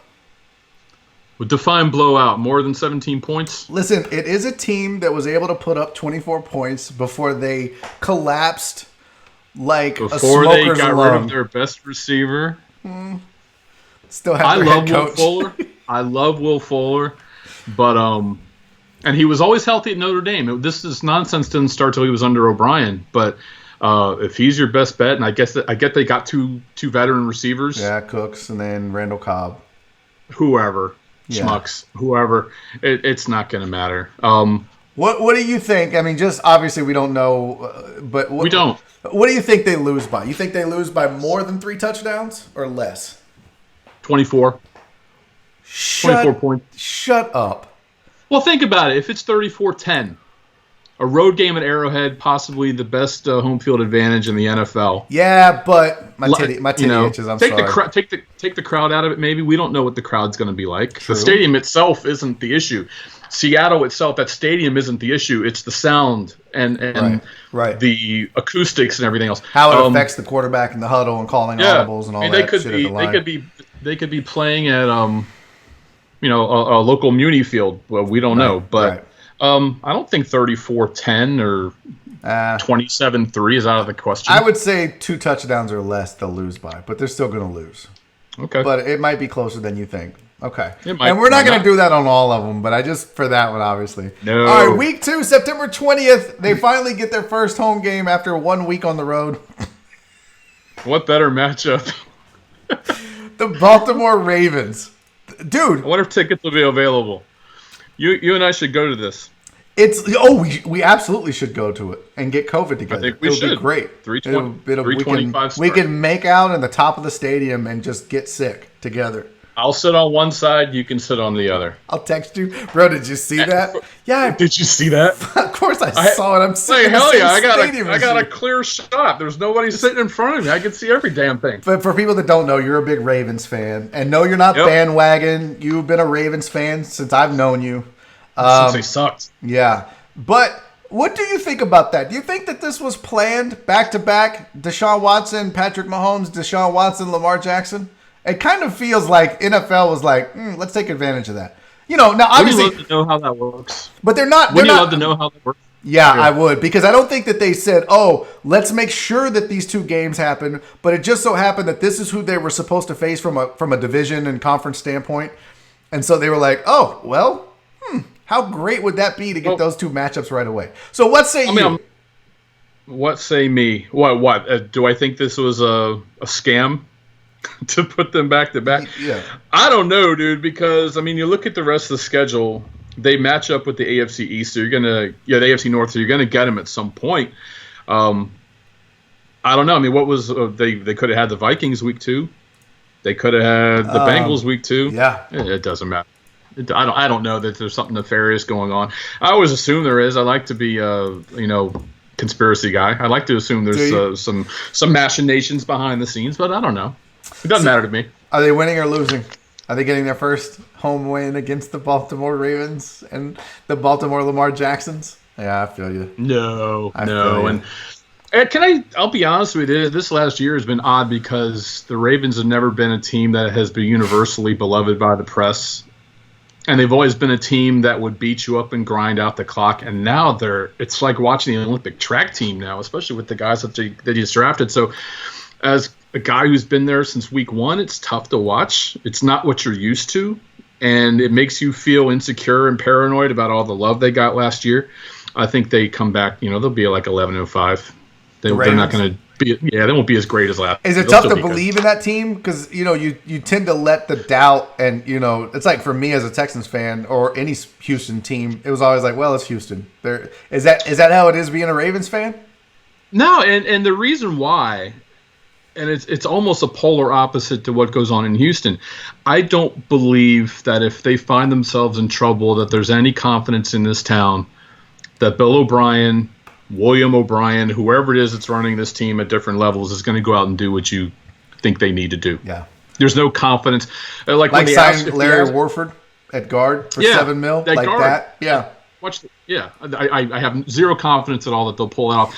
Here's the other thing about that. If you're Larry Warford, money is money, but if there's another team that's offering the same amount and you see how this team's been run for the last 2 years, does that kind of push you one way or the other? I don't want to go play for that. The two teams that are interested in him right now or that maybe reached out, the Texans and the Bears. Oh, shit. Pick your poison. Now, you could go and play for and protect Deshaun Watson or Mitch Trubisky. What do you... Wow. Not that Trubisky's... Here's the thing. What if... Solution there, but. What if one day in the cafeteria at the training center... O'Brien and Deshaun both walk in to get a bagel, and Deshaun takes the last one. The next day, O'Brien trades him for 2/5. Go on, trade him for a pack of bagels. He's so petty. Oh, for sure, man. So, I think that maybe he is about the money. I don't know. Warford has said he wants $7 million, right? Yeah, he wants about $7 million. Yeah. Yeah, he's worth it. Yeah, he's worth it. A Pro Bowl guard, that would look real nice next to Laramie Tunsil, right? Like, come on. When you don't have receivers who can get open, and maybe you need that extra second and a half. Run the ball, yeah. Yeah. And then you got to think: would you rather be in a division where you've got the Packers and the Vikings, or would you rather be in a division with the Titans, Colts, and Jags? From that perspective, you have a better chance of winning, I think, in the AFC South. Do you think so? Yeah. I do. Because if the Bears figure out their quarterback situation, they've still got a hell of a defense. I don't think if they figure out what to do at quarterback. I think the Titans and the Colts would be a tougher twosome to overcome in their division than anything the NFC North has right now. And that includes Green Bay, who still hasn't gotten Aaron Rodgers a skill guy of any kind of worth. In fact, they got his successor. That's how petty those guys are up there. That's stupid. The Bears, the Lions are no great shakes. The Minnesota Vikings get rid of their best receiver in Stephon Diggs. They still have Thielen. They still have, well, not their best. Thielen's their best guy. They have Rudolph. They're one injury to Kyle Rudolph or Adam Thielen away from being 9-7. Okay. I don't know. Well, I mean, it's just my feelings. It's not great choices either way, but. No, right. It's not. So you've got Baltimore. So you got the Texans starting 0-2, as do I. You want to fast forward here? I have them going 0-4. I have them losing their first 4 in a row. Oh shit! All right, so you have them losing to Pittsburgh or on the road. Yeah, I see some chicanery in Pittsburgh. I see a funky call down the stretch to kind of get the Steelers back to life after a very tough 2019. I think they'll lose to the Vikings. They won't get their first win till that home game against Jacksonville on October 11th. Oh shit! Now I have them beating the Vikings at home. It's going to be, but here's what I said. The last time I looked at a schedule, there's always 1 or 2 games where they're going to surprise you, right? I mean, there's always where you're like, oh, like last year, I thought they'd go 6-10. So there were several games where they won, and you're like, oh shit, that wasn't supposed to happen. So I think the Vikings might be one of those games. The Vikings is a good football team, but they're not unbeatable. They're not that scary. Yeah, I mean, these are both 2 10-6 teams now. One of them lost one of the best receivers in football, but so the Vikings have their losses too. Yeah, the other one lost a good one, but they have a really good one still. Right. And I think they're just a better run organization. Not that really matters, but in fact, going through the break, I have them 6-2 actually. 2-6 actually heading to the break. Their only wins against Jacksonville, and damn no, that's the only one. I have them going to the break 1-6. Well, so you have them 0-4. Obviously, Chiefs, Ravens, Steelers, Vikings. You have them losing. I have them beating the Vikings, so that's our only difference. And then you have them. We both have them beating the Jags in October 11. That's a home game. Yep. Then they get smoked at Tennessee. At Tennessee, I have that as a loss, and then you have them losing to Green Bay as well. Correct. And again, I predict chicanery. I predict a fake referee, foreign objects, whatever kind of WWE thing that they'll do to keep Green Bay, viable. Oh, okay. So you think? I don't think they're great either. So you have them going 1, 2, 3, 4. You have them going 1-6. I have them going 2-5. That's a shame. In the first 7. Okay, that's the bye week. Do you think now? Go ahead. Yeah. I'll say, here's a question for all the Texans fans on the chat. Right. Would you rather go through a season of 2-14 football? Let's just assume you're right. They win the first 2. They lose. They don't win again. I think the potential for losing your You want to get that? Because this is no big deal. GM is, go ahead. No, that's fine. That's just text asking me if I want any kind of erectile dysfunction medicine, the spam texts and stuff like that. Strong like ox. Would you rather have a 2-14 season and maybe have a chance of having your ownership step up and get some nuts and fire everybody, or go 8-8, 9-7, kind of luck your way into another playoff spot and keep the status quo? That's a really good question. Do you want a 2-14 season but get you might not have a choice, O'Brien, or do you want 8-8, 9-7? Yeah. Okay. Here's the perfect scenario, because I would rather take the 2-14 season this year and get rid of Bill O'Brien, because I think that's the problem.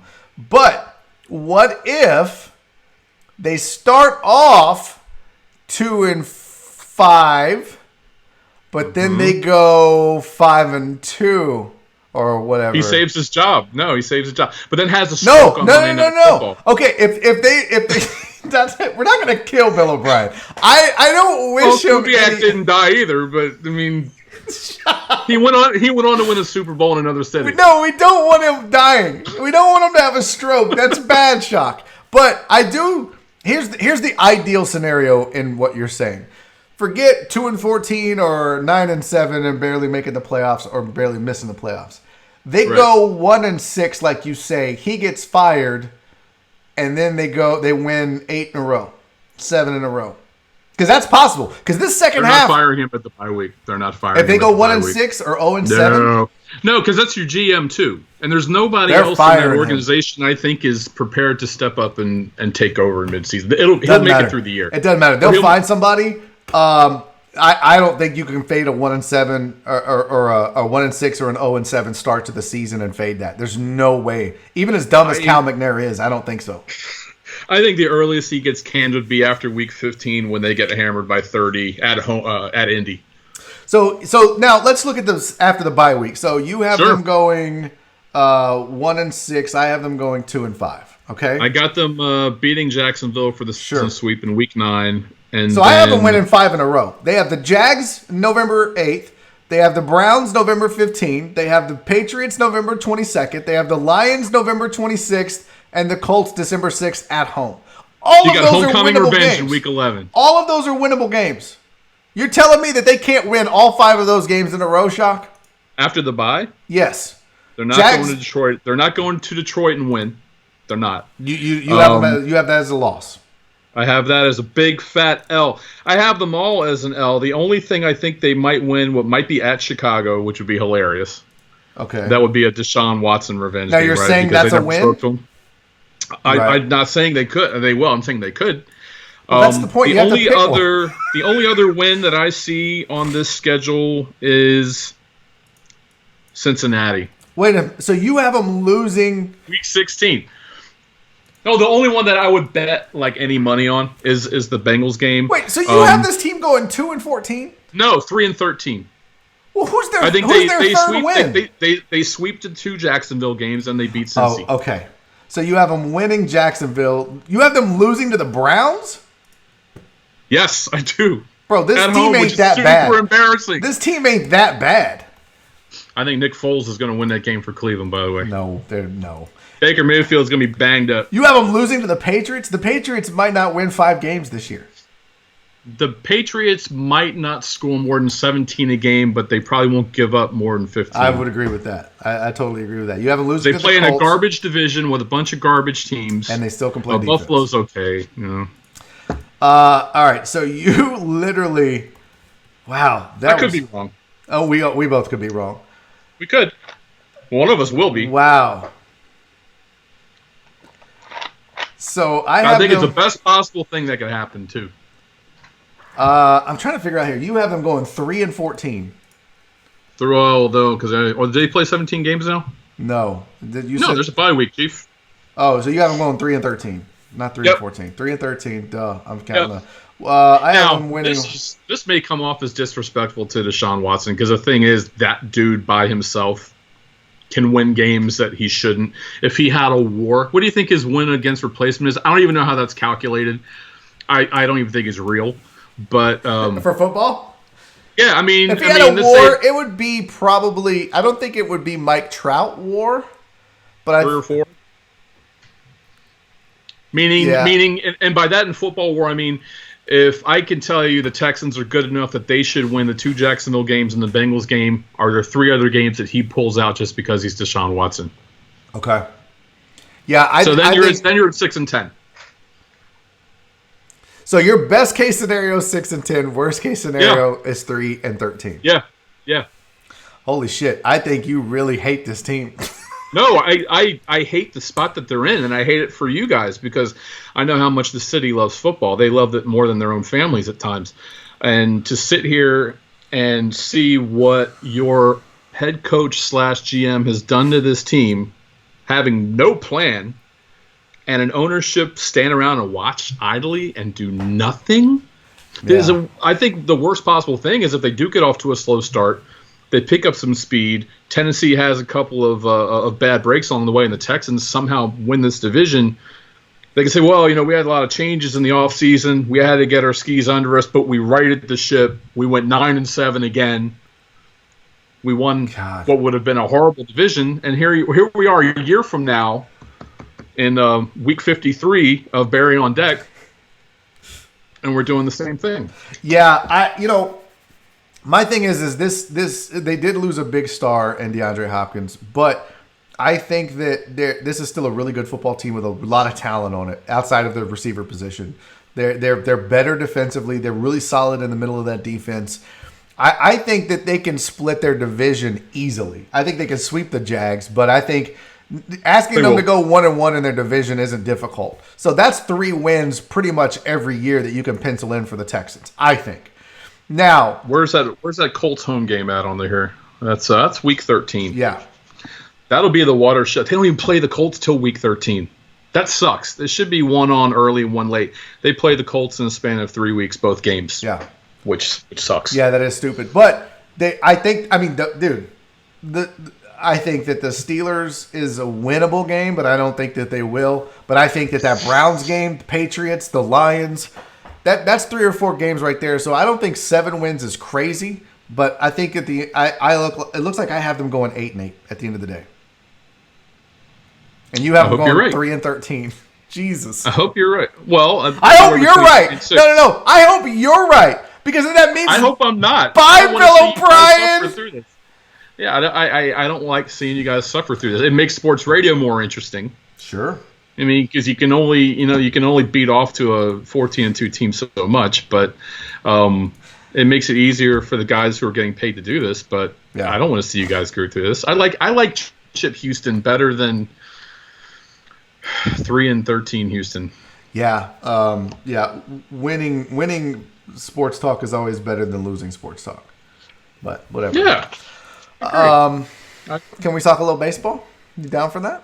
Absolutely. I love it.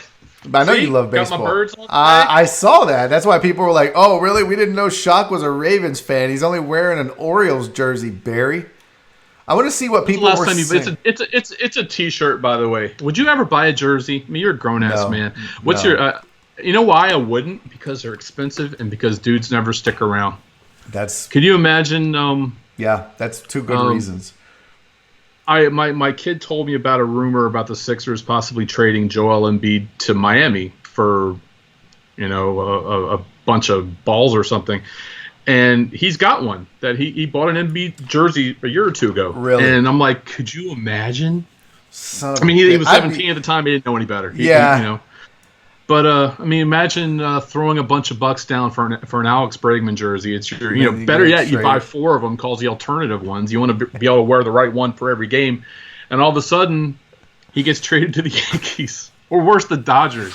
Yeah, that is the one. Now I don't know. For me, jerseys feel like that's a young man's game. It's but I don't mind if you wear. I guess I've softened my stance. I used to be very anti-jersey. If a bro wore a jersey, I was like, "You look like a dumbass in a jersey." But I've calmed down because I feel like, you know what? That's your shit. Do your thing. Just don't wear them to the game.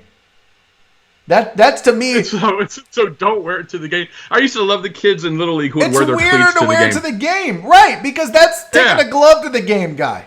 Like dude, you and I both can't stand that guy. That's wearing the receiver gloves to the game, guy. Don't if you want to wear your jersey at the mall, I don't give a shit, but don't wear it to the game. It looks weird. Now, I was looking, Sergio thinks the Texans go 3-13. Oh, Sergio's brilliant. Yep. But he says, Michael Tran said, who thinks that Bill O'Brien won't get fired even if they go 3-13? No, if they go 3-13, he will. Oh, you think so?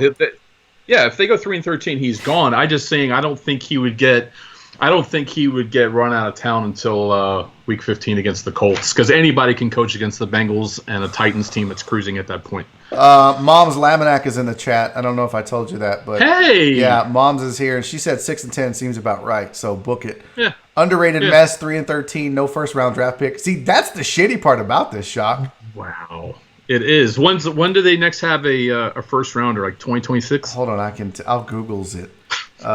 Texans. You're right. That is the worst part, is when you see where your team is and you're watching the draft and night one comes and everyone else is getting excited, and then nope, second round, nope.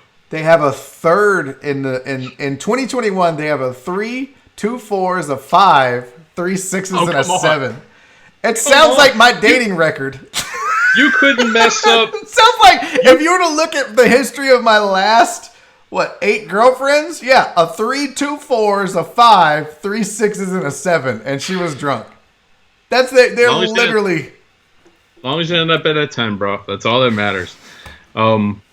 I did end up with a 10. Love you, baby. You did, and yeah, man, dude, you couldn't mess up an organization in 2K that bad. If you tried to make trade after trade after trade, I don't think there's a way that, unless you made a point of saying I want no first round draft picks for the next presidential term, that you could swing. If you were like, you know what, I hate the Patriots so much that I'm going to go out and buy Madden, get the team, and then trade everybody, you couldn't have screwed it up as much as Bill O'Brien has. That's hilarious. Because something would happen with AI where you get a notification, oh, the Texans have traded you their 2 number 1 picks. And you're like, oh, shit! Or your Patriots number 7th round pick in 2032. That's too funny. That's funny. What would happen. That's so awful. That's what would happen. Hey, seeing as we're in lockdown, have you left any MLB 2K games on just for your own entertainment? Like, do you watch the AI play still? I know you used to do that years ago. Now, what I started doing is I play on Twitch. In fact, tonight, everybody in the chat, I'm so close to getting monetized on Twitch. Oh, nice. Yeah, I only have 127 followers, but if you meet certain criteria on Twitch, you can get monetized. So people can send you money or whatever. Eric Resendez is big on the Twitch with me. He comes in and clips all my bullshit. So tonight at 10 o'clock, I'm going to play MLB The Show 20 on Twitch. So come follow @barryisfunny on Twitch and watch and shoot the shit. I'll talk a bunch of crap. I may have to buy that at some point. Dude, it's a lot of fun. But that's been my sports. That's literally been the only sports, is I'll play baseball and talk shit. And it's fun, man. And ask Eric Resendez or go watch the clips. It's a lot of fun to just hang out, because that's really the point. It's we get in chat and we talk shit. And can I tell you the other reason sports needs to come back is so that every sports talk station in the country can stop talking about this Michael Jordan documentary. Mm-hmm. And this is because you and I are both old and we kind of lived through it. And I watched 3 episodes and I haven't seen anything I kind of didn't already know. So you don't like it? I love it.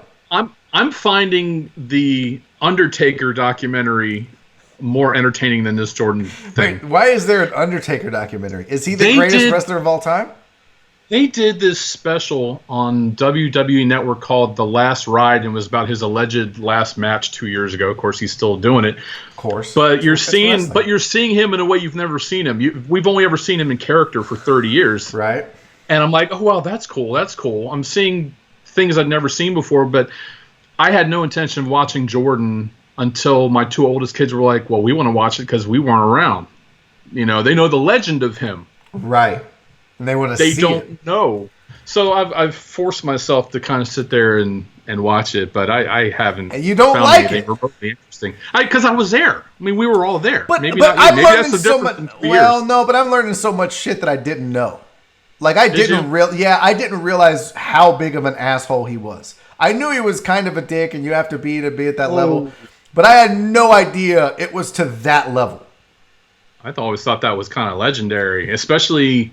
I guess I just didn't pay attention, but yeah, I had no idea. If you were on the fence, his Hall of Fame speech kind of drove that all home. I don't know if they'll talk about that, but I mean, he basically shaded the entire room in his Hall of Fame speech. It was the most anger. Yeah. So, to me, it's nothing completely new in that. And when you scan around the national dial and local dials, and really this is all people are talking about, I'm like, is this really where we are? This is all there is to talk about. Can we talk some Korean baseball? Sure. No. We did. But UFC? I mean, Yeah. hell, they actually had fights. Yeah. But the baseball's talking about their plan to come back, and they say that they're going to start in July. 82-game regional schedule. Mm-hmm. I'm good with that. Yep. 30-man active roster with a 20-player taxi squad. I'm good with that. Okay. 14 teams in the postseason, with games played in the home cities in October.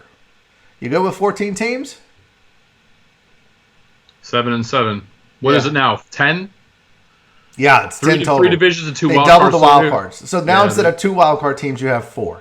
Which I think the reasoning behind it, and I didn't read the whole article because I try to get the facts, but without getting the opinions and stuff because I want to be able to formulate my own opinions on shit like this. But one of the things I think that the reason they would double the wild cards is there's less opportunity to make a run, to run away with the division, or to capture a wild card. So to be fair, since the season is cut in half, you give teams that might have been on the fringe and used the second half of that season to make a comeback to participate. So I think that makes sense to me. At first I was like, whoa, don't change baseball. Don't change the way you're doing it. It's perfect.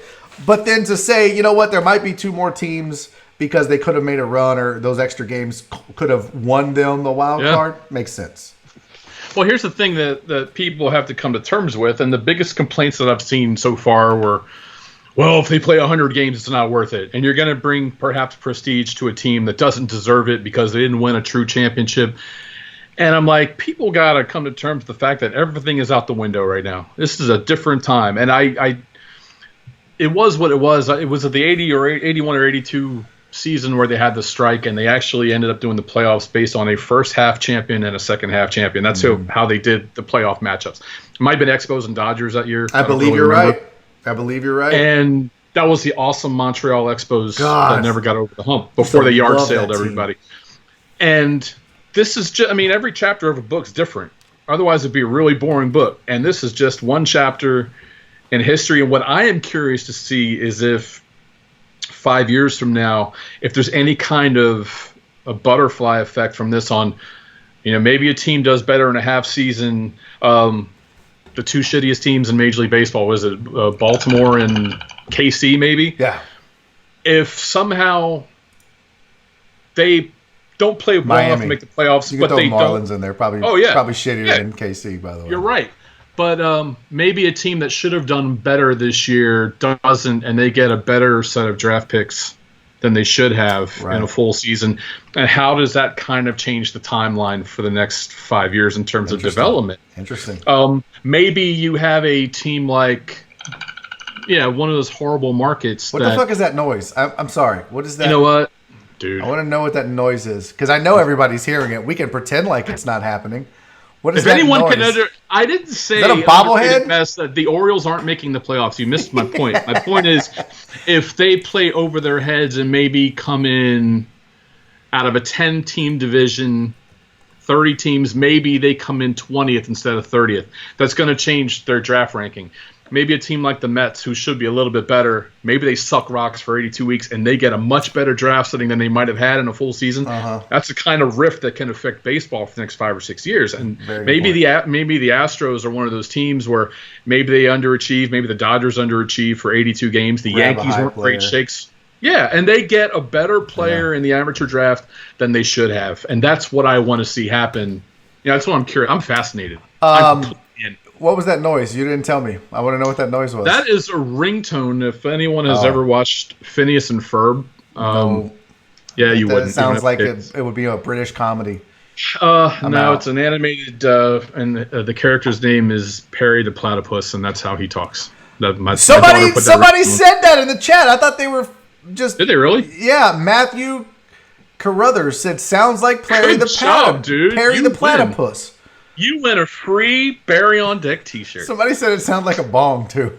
You over there ripping bong hits? All right, last thing on this, and then I got to cut you loose, and we got to get off the. I'm trying to keep it, even though I don't have. Do what you got to do, man. They're talking about universal DH for this 82 games. You good with that? I love that idea. I'm so sick of having to watch pitchers hit. I'm so ready for the DH in the National League. Get over yourself. Just for this year? Yes, it'll just be the universal DH for the 82 games. Might as well. You know, so like I said, it is what it is. This is a season unlike any other if they do play.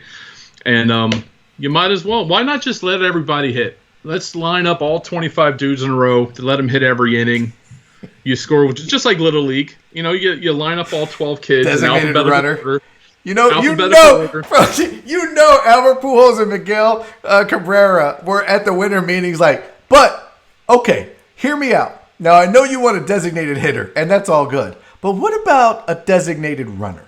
What about... Billy Hamilton will become the highest paid player in baseball to be Albert Pujols' designated runner. And what you have to do, though, here's what you do. So... they stand in the box, right? They have to stand behind the umpire, just kind of out of the way. So it's a little bit of a disadvantage if you use a designated runner. But I think that's brilliant. We just fixed baseball. Like in elementary school, fixed baseball. High five. You always had the kid in elementary school with the one cast on his foot who couldn't run, but he could kick it a long way because he had a cast on his foot. And then you had the other. Who's the kicker that just died with the front foot, the flat front foot? Yeah, the kicker that Dempsey? just passed. Yeah, he had the Dempsey cast, right? He had the longest field goal in history for the longest time, and he had half a foot. Yeah, he had no it was toes. like he was kicking it with a brick. You know, that same kid. I'm here for it, dude. This flew by. This was a lot of fun. I appreciate you. We're gonna do this again for sure when you have time. But this was an absolute blast. I think I like this format of an hour without a guest and then an hour with a guest. And then we call it a day and everyone goes about their business. But I had a great time. And I hope everyone else liked it. I mean, it's one you and I just sit here and stroke each other off. But I don't know if anyone else was down with it. So. Well, I hope so. That most people stuck around. So it looks like I don't know who half run everybody off. Chat. So who's Jenny Matthews? Jenny Williams. Never heard of her. Jenny, that's my mom. Come on, dog. Yeah. Why you don't know who my mom is? Jenny Williams. Is that your? Oh, yeah, I was looking for. Well, no. Jenny, it was great seeing you too. We only met at your comedy show that one time. I need to get her to change her name to Jenny is mom instead of Barry is funny. Huh? See. Hey, listen, buddy. I appreciate you so much. You know that I'm your biggest fan, and we're gonna do this again. Anytime, as long as I'm not working. For sure. All right, you guys. Mike Lebischak. Appreciate you, buddy. So cool.